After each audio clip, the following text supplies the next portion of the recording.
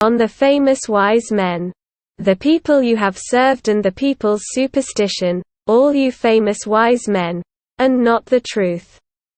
And precisely on that account you were accorded respect. And for this reason too they tolerated your lack of faith, because it was a joke and a jog to the people. Thus does the master allow his slaves to have their way, delighting all the while in their frolicking. But whoever is despised by the people like a wolf by dogs, this is the free spirit, the foe of fetters, the non-adorer, the one who houses in the woods, hunting him out of his lair. To the people this has always meant a sense of what is right. On him the people have always sicked their dogs with the sharpest teeth. For the truth is here if only the people are here.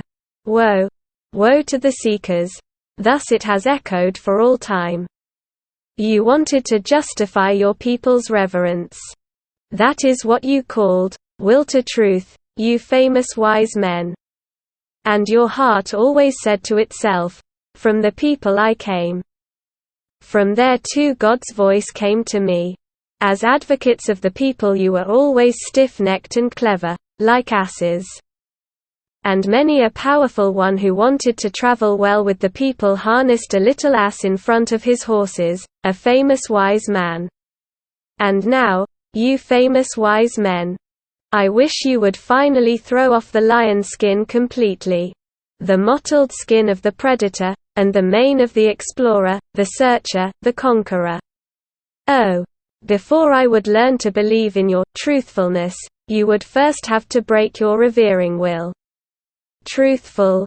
Thus I call the one who goes into godless deserts and has broken his revering heart.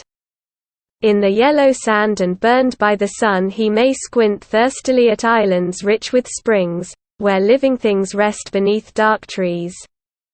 But his thirst does not persuade him to become the same as these comfortable ones, for where there are oases, there are idols as well. Hungry, violent, lonely, godless. Thus the lion will wants itself. Free from the happiness of the servant, redeemed of gods and ado rations, fearless and fearsome, great and lonely. Thus is the will of the truthful. In the desert the truthful have always dwelled, the free spirits, as the rulers of the desert, but in the cities dwell the well-fed, famous wise men, the draft animals. For they, as asses, always pull the people's cart. Not that I am angry with them for it, but to me they remain servants and harnessed, even if they gleam in golden harnesses. And often they were good servants and praiseworthy.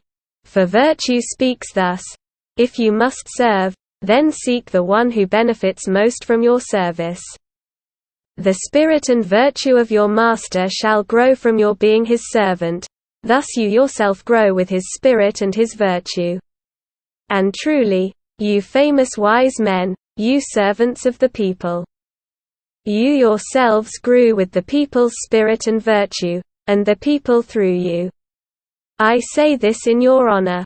But to me you remain the people even in your virtues. The people with stupid eyes, the people who don't know what spirit is. Spirit is life that itself cuts into life. By its own agony it increases its own knowledge. Did you know that?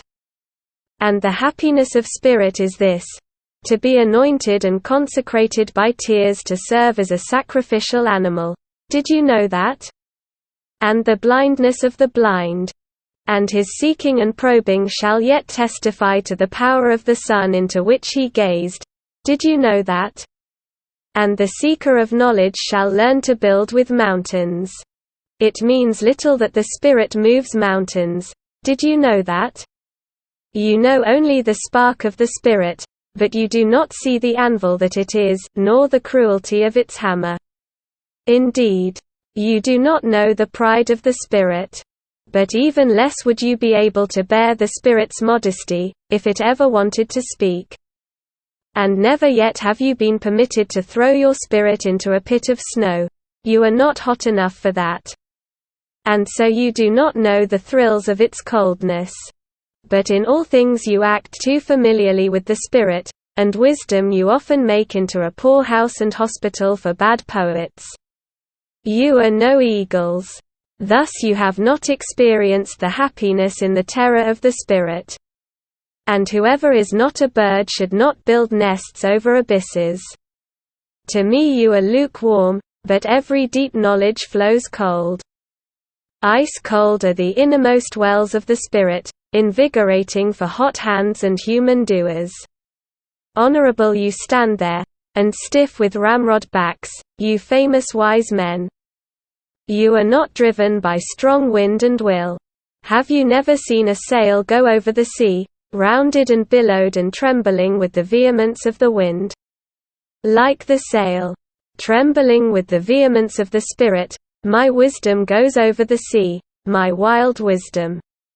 But you servants of the people, you famous wise men, how could you go with me? Thus spoke Zarathustra.